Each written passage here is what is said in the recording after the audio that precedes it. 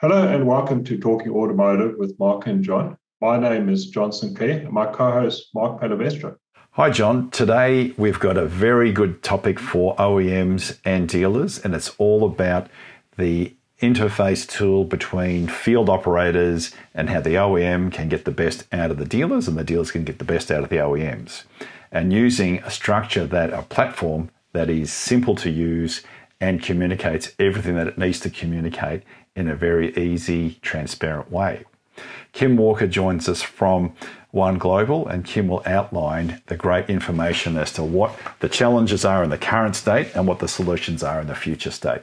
Yeah, it's a very interesting discussion because the field teams waste huge amounts of time doing administrative work, and this helps them to free up their time so that they can do more looking at insight and analysis. If you like what you heard today, please remember to subscribe to our channel on YouTube, Spotify, and on iTunes, and ring the bell on YouTube for the advice of future episodes. Let's get into it.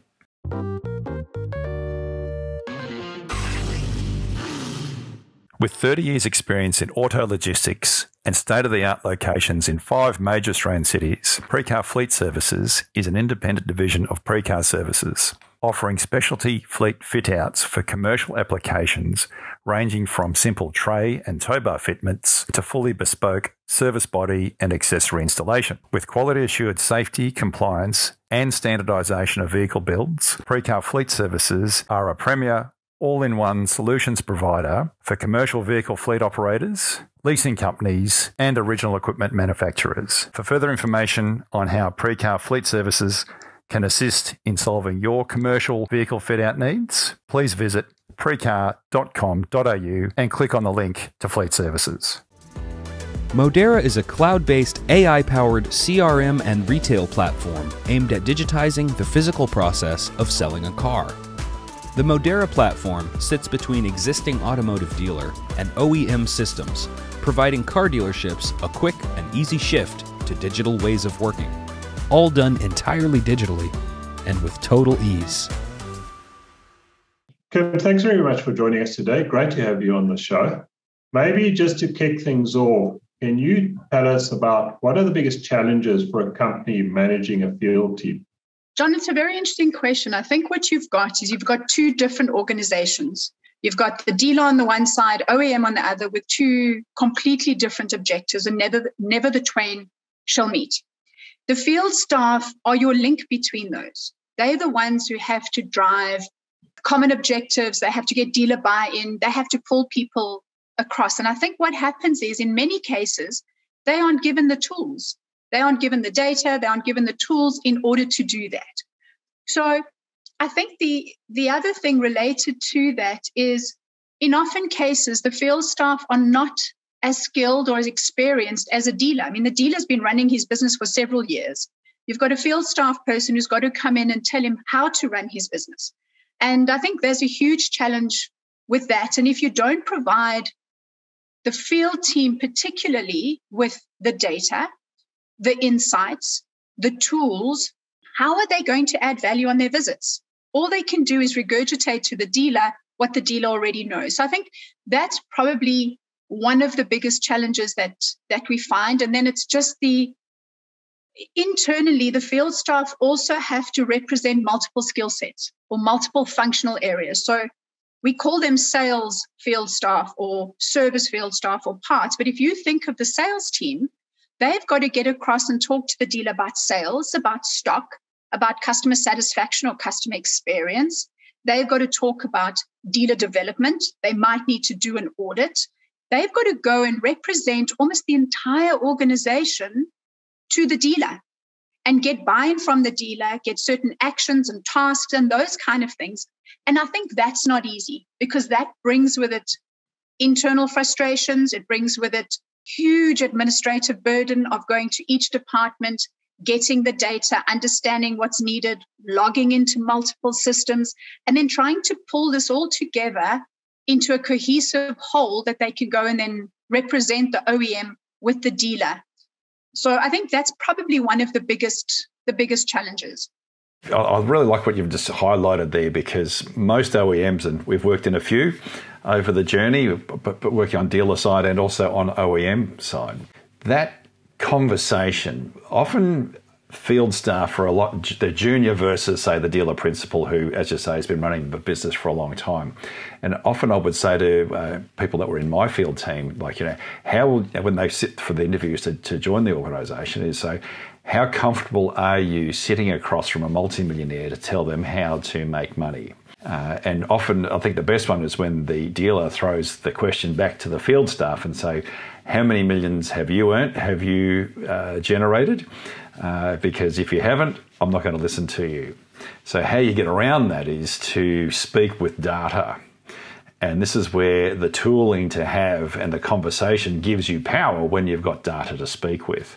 Otherwise, you're merely stating an opinion, and your opinion isn't founded unless you've already generated multi-millions of dollars in that particular business, because it's very hard to be convincing if you don't have that information. So I'm just keen to understand about the transparency, because I suppose transparency and visibility, collecting all the information from the departments that need to then share with that field operative and the dealer. How does that all work, and what's the best way of that working? Mark, I think there's a number of things. I mean, if I can put it into probably, or summarize it, I think it's about standardization. So it's very important that the field staff is armed with something that is common across their entire team. So they're not going in with something that is they've just made up and put together an agenda. I think it's structured, it's populated, preferably pre-populated with data, so they don't spend their time finding the data and plugging it into a format. They actually have time to analyze it. They have time to analyze it. They have time to see the insights. They have time to go through and say, well, what is new to the dealer? What am I adding over and above what the dealer knows? And I think it's very important is understanding that. So where is the insight, not just regurgitation? Where is the consolidation? So the dealer also, his challenge in many cases is that he has access to data, but it's incredibly segmented. So he might know his financial numbers incredibly well. He might know his sales, but how do you pull that all into one cohesive report where you can start seeing correlations, where you can start saying, well, Mr. Dealer, you're telling me you're struggling with sales, but if I have a look at your leads and what you're doing on marketing and what you're spending on marketing, no wonder your sales are not doing that well, or whatever it might be. So there has to be, I think, the challenge of bringing together the data in a place and a time where the field staff have time to find those insights. So I think that's a very big thing. I think there's also transparency, as you say, between dealer and OEM. And what happens is many OEMs have built a visit tool or dashboards internally, but that's never visible to the dealer. So the dealer never sees his data that the OEM is measuring him on. Either he can get in an Excel sheet that gets emailed, but it's never on one consolidated dashboard, and it's never relative to the rest of the network. So I think those are big things, and I think that would go a long way in dealing with the challenges of a low level or lower level field staff sitting with the dealer. What are they giving the dealer that is different, that is new, and that where they can actually give that insight, whether it's relative performance, whether it's a cohesive dashboard, whether it's trends, correlations. I think that would go a long way. Mark, did that answer your question? Absolutely, because this is of such an important alignment. I suppose this comes down to this whole process that we're discussing in today's podcast, is the alignment of the OEM and the dealer, and getting the alignment right so that you get the best performance. The OEM has the macro plan, the dealer has their plan. And as I say, there are often conflicting objectives here.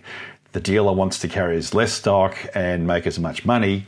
The OEM has sales volume targets, has customer satisfaction metrics, has stock churn levels, and all the other metrics that come into play as an OEM, which you need the dealer to meet. And there are various qualitative metrics that often have financial benefits to them if the dealer meets them.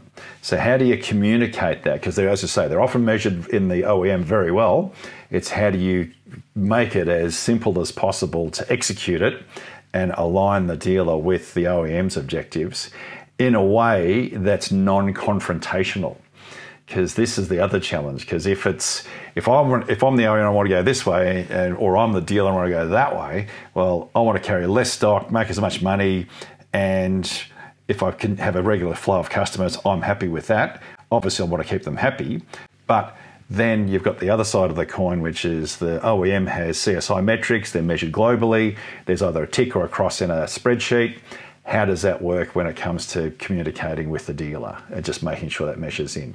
So what we're talking about here is a tool that moves away from collecting data and trying to quickly analyze it to actually analyze the information and then look at the action plans that are going to change the behaviors that are going to give us the KPI and the results that we want.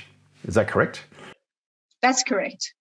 I think the other thing, Mark, which is also very important is the appearance of coordination from the OEM. So I think what happens is field staff members or functional areas run in isolation. So you've got the sales staff doing something, you've got the service team doing something, you've got the engineers or the technical team doing something. You could have 3 teams visiting a dealer in 1 week. So there's lack of coordination between these teams. And I think you see that from the dealer, but not necessarily from the OEM. So you could have, where is a central calendar where managers can see where the rest of the field teams are? Who's visiting that dealer? Are they visiting at month end? What are they discussing? Could we get efficiencies in terms of whether it's travel, whether it's visit? How do you know what key actions you've raised on the one side that might impact on the other? So I think there's the tracking, there's the coordination, and the one thing that is also lost, I think, is the auditing side or the tracking side. What did you discuss? Did the dealer buy into it? So when you presented your parts targets or your sales targets, where is the audit trail of the dealer that you did discuss it? They did buy into it. A key action. Where are you tracking the key actions? How do you know on your next visit what you discussed last time? Or if your a regional manager needs to go see a dealer, where does he find the key exec summary and actions that were agreed and discussed? I mean, in many cases, a dealer just has to sit and wait it out, right? Because if there's a key action, hopefully someone will forget and then ride through that. So I think it's all of those things that are very important. Having something that is visible to both the dealer and the OEM. Who was there? When did they visit? What did we discuss? What did we agree on? If there was an action plan, how are we both tracking on that? And it's not a one-way thing. It's not OEM to dealer. It's a balance because dealer says, I have expectations on you. I requested the following. Where did that come to fruition? And now it takes the he said, she said out of all of that. So it drives a lot of, I think that's also very, very important. I think a big thing too is sometimes different people will visit the dealer and different things will be discussed, but there's no transparency across the organization of what was discussed. So a senior member of the organization might visit the dealer, agree on some things, but that's never recorded anywhere. And then the field staff guy goes and he doesn't know what was agreed by his senior manager. So if it's all recorded in one area, everybody can see that and everybody can have transparency. And even for the dealer, he can chase that up with the field staff. So, your senior guy came here and this is what we agreed to. What's happened on that? Can you follow that up for me? If it's recorded in one place. John, absolutely. I think that's a key thing. And it's about not overwhelming people with information or data. It's communicating to each person. Now, Kim, where do you find the majority of the time is wasted with the field teams? Because the key here is getting the efficiency. Where do you see them wasting most time and where do you see them getting the best benefit? The most time I think wasted is collating the data, finding the data, collating it, putting it into a standardized format so that they can visit the dealer. Sometimes it rests on the field staff to do that individually. Other times, OEM employ a resource or a portion of a resource to consolidate that data.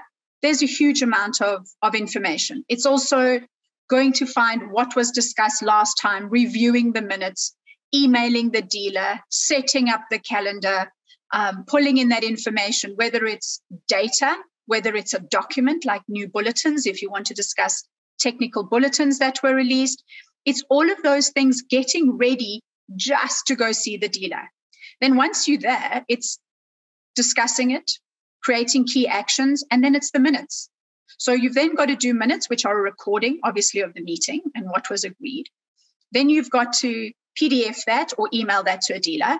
And then you've got to give some form of summary to your manager. So I think if all of that was automated, a pre-populated visit template that already pulled in your data, your documents, if you had something, if you were measuring work in progress or VOR or customer care, having all of that populated or pre-populated, and all you had to do was schedule the meeting or multiple meetings, visit the dealer, review your key actions, which are already visible there anyway, add a few notes, and click send. And it immediately disseminated the information to the people that needed it. It sent a summary to your manager, and it filed that record of the minutes into a place where you don't have to go put it on your SharePoint or a shared drive somewhere. So I think that is your biggest cost saving, the time and resource cost of data, of getting information to discuss with the dealer. Why is it difficult to manage dealer staff from the OEM perspective? We know that dealerships are places where staff turnover is quite high. Usually the sales area, there's significant churn. And to a lesser extent, from a technical perspective, we see the tenure is a little bit longer, but definitely from a staff perspective, if you've got someone that's there for 2 years, you're doing exceptionally well. Many will turn over staff. Sales managers will turn over annually, or even in less than it if the numbers aren't necessarily there or the profits aren't there. How does the system, how do you get systems that overcome that staff churn where you've got to start up all over again when an employee leaves and you have to get a new employee up to speed very quickly with logins and also understanding information? Well, I think it's very important, one, to measure churn. I mean, you mentioned churn. So are you measuring it, firstly? So, and how are you tracking it? And how are you reporting on what is the profile of the churn? So as you say, sales versus after sales and so on. So I think that brings its own challenges, and a system that can do that, or I think, is very important. What often happens in an OEM is some poor person has pulled the short straw, and they are responsible for trying to keep track of dealer staff turnover, getting new staff on board, getting the dealer to communicate when a new salesperson leaves or a salesperson leaves and someone starts, and so on. So I think it's very important that those tools, automated is the wrong word, but are digitized. So you put it in the hands of the dealer. So imagine you had a system that could send the dealer a monthly email that says, "Dear Mr. Dealer, click here to view who is in your dealership. Are these people still working? Is this what they should still have access to? Do you need to remove any?" And they can click no longer employed. And the reason why. Did they defect the brand? Have they moved within the dealer? Have they left the brand to another dealer in the same organization, same group? Or have they left completely? So you can track who left, why they left, and try and manage that. Within that, so you've given it to the dealer to manage. The field staff likewise can do it, and whoever visits the dealer. So in that visit tool, you can then say, let me just quickly have a look at that, measure who's the staff and who should have access to what system. What is their visibility? What is their security profile and such? And then, so that's one thing, is managing that with the right approval process. You can't just give a dealer the ability to say, create this user and give them the highest security level. So there must be a workflow and an approval flow that it goes through. So I think that is about managing the staffing and creating users, removing them, and so on. The second question, or second element to your question, is about continuity. So if a person leaves, you've now lost all key actions related to that person, whatever tasks they had, and so on. So a system that can then not follow the person, but follow the designation, if you want to call it that, or the job. That's important. So if the sales manager leaves and the new sales manager starts, they should have instant visibility over what was agreed in the last meeting. What are key actions that I need? What audits or assessments do I need to be aware of? What are my things I need to do and I need to see? So I think that is very important. And one of the tools that we've tried to create is to automate that, or to make it simpler, so that you're not trying to do it offline on an Excel sheet, and you're not trying to reintroduce a new person or get them up to speed in the shortest time possible. That's what we're trying to do. This is a very important subject that I find it's so critical. Having worked in a number of OEMs where you create a dashboard which is ideally multi-departmental, because in the OEMs you've got your silo, as you mentioned before, Kim, about sales, after sales, network development, and dealer standards. It's because ultimately this should all be a standards program for all departments, parts, service, sales, even the F&I side of things too, because ultimately this is about the customer, what the customer sees. The customer sees the holistic business of the dealership, and the dealership is the representation of the brand. We're now seeing with omni-channel customers are engaging more with the individual OEMs and are transacting directly with the OEM. But as long as we've got a franchise dealer model, there's a strong need to streamline and improve the way that communication is made and the standards are upheld between the OEM and the dealer. So that's why I think this is such an important element to get right. And when you think the franchise business model has been around for over 100 years, it's only now that we're starting to see tools like the one we're talking about here that are in place or available to make that process so much easier. So I'm keen to get an understanding as to how has One Global worked out how to resolve all of these issues. So what is the tool, and can explain how it works? So I think, Mark, the key thing is everyone within the organization is from the motor industry. So we either come from retail, we come from agency, we come from wholesale, and a lot of the tools and functionalities we built were to alleviate frustrations we had and we experienced. So we built our solutions around specific functions. So Dealer View is all about managing a dealer. Market View is about the marketing toolkit. And we built all of these, and the dealer visit tool was like a sidebar. It was an added functionality if you wanted that.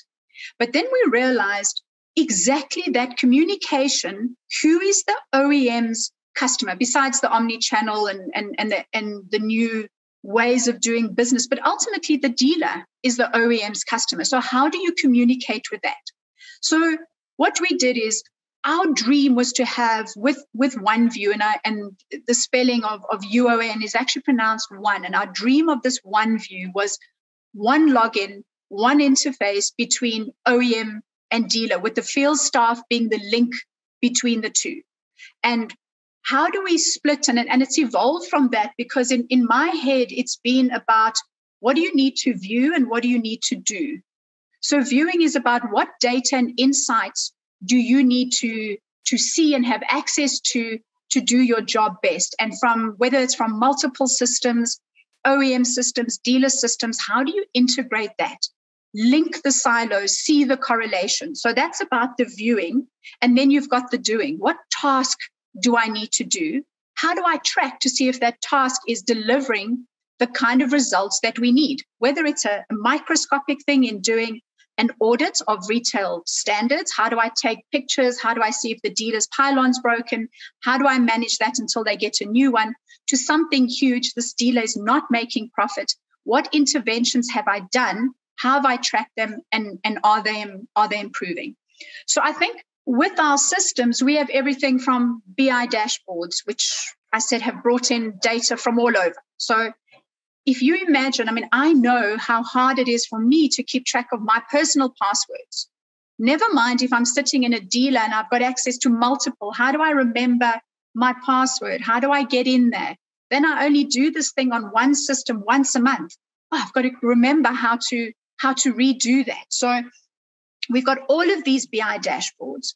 Then we've got forecasting tools, forward ordering tools. We've got a customer care solution where you can manage your cases. You've got sophisticated work in progress and vehicle off-road tracking, online auditing tools. But how are these all brought together for someone to see, okay, I have everything from a customer care case that is linked to a VOR, that is linked to that, but what am I going to do with it?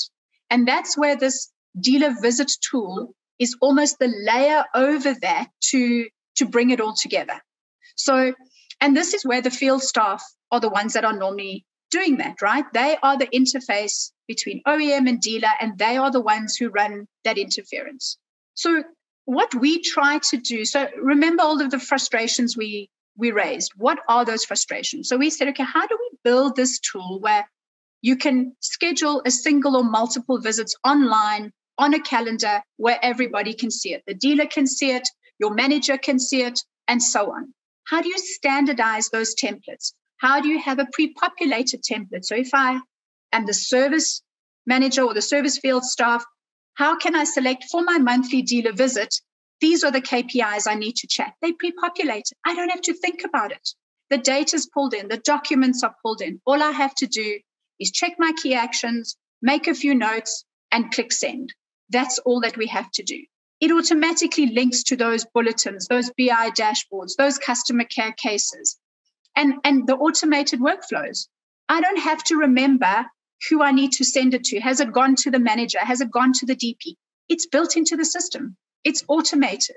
So it's literally, I can do my job of adding value, speaking to the dealer, driving those actions, and not have to worry about the admin behind that. And if there's ever a comeback, you've got audit trails. You're tracking at what point it was created, when it was edited, who accepted it, when the action was created, when it was completed, and when it was closed. And if I move, I go on maternity leave, heaven forbid, but let's say, or I go on leave, somebody else goes somewhere, you can transfer all of my visits to the interim person or to someone new at the dealer. Now, Kim, I'm keen to get an understanding. So how do people, whether they be OEM or dealers, how do they find out more about this product and service that you provide? Mark, the easiest is to log on to our website, one.global, so uon.global, have a look at what we've got there and contact us. So I think it's understanding what are their challenges, what do they need to solve. We've got a solution, I'm sure, for them. And if we don't, we'll customize it accordingly. I think one of the key things is it's not an off-the-shelf solution. So if there's something you don't have to fit into what we do, we'll fit into what you do. So you can extract different informations from various proprietary systems and also other off-the-shelf systems that the businesses will be using. There'll be DMSs, there'll be satisfaction survey systems, there'll be inventory systems. All those can be, those APIs can draw the data in, so it just makes life so much easier and automates. Absolutely. And all our systems are modular. So if you are managing your customers, if you're managing your dealers, if you're managing whatever it is, we have modular systems. So you can say, I need to solve that problem. We'll have that portion of a solution. So, and then customize it according to the OEM or to the dealer's requirements. And then spit out a report in any which way you'd like it to be reported, so you can slice and dice and you speak with data. So around those figures. Absolutely. Excel's the enemy, and I think we've all worked with Excel where we plug all the stuff in and then a formula's wrong and then it just throws everything out of whack, or suddenly you realise you've been labouring with data that's incorrect. So this process eliminates all that because is it cloud-based? Is that how it works? It is. It's cloud-based. It's hosted on Microsoft Azure. We have multiple global OEM IT accreditations. So we've jumped through all the hoops in terms of security and all of the issues around that. Because I think that's the other challenge that many OEMs have. If I get this solution in, do they have the requisite IT protection and customer protection and all of that kind of thing? So as I said, we've got our accreditation from multiple OEMs globally. but it is cloud-based. There's no hardware that's required. It's accessed via the internet. So from a dealer point of view, it's light, and it plugs into multiple systems and integration and so on.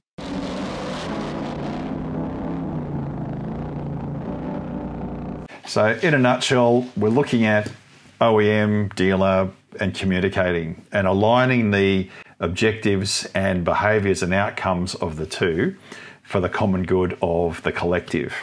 Now, we know we've got conflicting objectives within the two organisations, but it's how do we do it in a way that the field staff, because the field staff are the critical pieces here, but how do we have alignment from the senior management in the OEM through the various divisional managers to the field team to then communicate and engage the dealer and take the dealer on that journey to ensure that they're meeting the objectives of the OEM, which is ultimately what the franchise agreement's all about.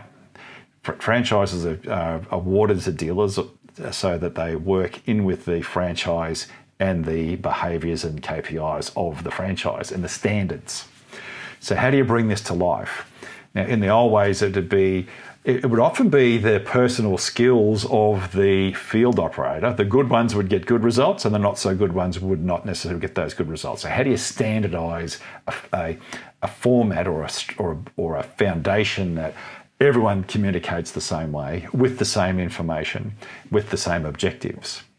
So you take the personalities out of the field team, out of as far as the good and the bad, you level it out. There still is the opportunity for a good field operator to speak with the data and then utilise the information, because they're not wasting all their time putting the data together. They're not chasing it from here and there and logging into this system, logging into that system, and then trying to put a presentation together. That's different to the next field operator and how they work. So we standardise the visibility of the reporting. We standardise also the accountability, so that we can see the action items that we're going to talk about. They're pre-populated and planned, because the field team is actually now assessing the data and looking at the actions and the behaviours that we want to change. So then we can put an action plan together and then hold people accountable to that plan, because we're going to take minutes of meetings, and then we're going to also then send out the action items to the people who need to be aware of them. We then come back at the next meeting, review, have these actions been done, the PDCA, what do we need to do next? So that reporting is critical. Now, the other good part of the system is that it draws information from all these other systems. So you're not having to log in and collect the information, and you're not relying on an Excel spreadsheet to hopefully get the information right every time, and in case it gets corrupted or crashes, which I think we've all been in that situation where a spreadsheet's crashed, so it's like, oh my God, we've got to put all this data back into it. So you really have then the opportunity. You've got a tool that is a true tool. I know the word tool gets used a lot, but this is a true tool that actually helps that process of getting rid of frustration for both dealer and OEM, that we've got a very transparent and clear reporting dashboard that shows where we're at. And we can actually get on with business, because that's really what you want your field team to be doing, is getting on with the business.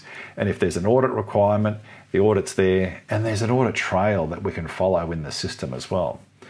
So when I look at it now, this is something I've been screaming for many years in my previous lives.